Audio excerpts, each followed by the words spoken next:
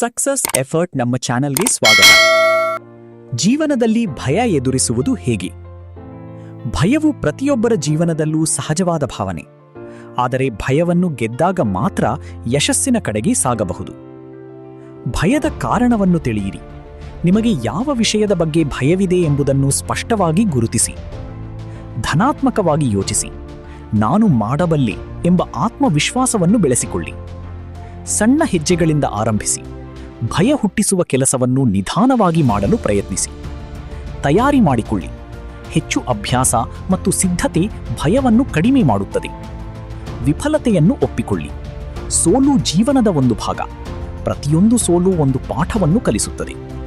ಧೈರ್ಯಶಾಲಿಗಳಿಂದ ಪ್ರೇರಣೆ ಪಡೆಯಿರಿ. ಯಶಸ್ವಿ ವ್ಯಕ್ತಿಗಳ ಕಥೆಗಳನ್ನು ಓದಿ. ಯಾವ ವಿಷಯದಿಂದ ಭಯವಾಗುತ್ತಿದೆ ಎಂಬುದನ್ನು ಅರಿತುಕೊಂಡರೆ ಅದನ್ನು ಪರಿಹರಿಸಲು ಸುಲಭವಾಗುತ್ತದೆ.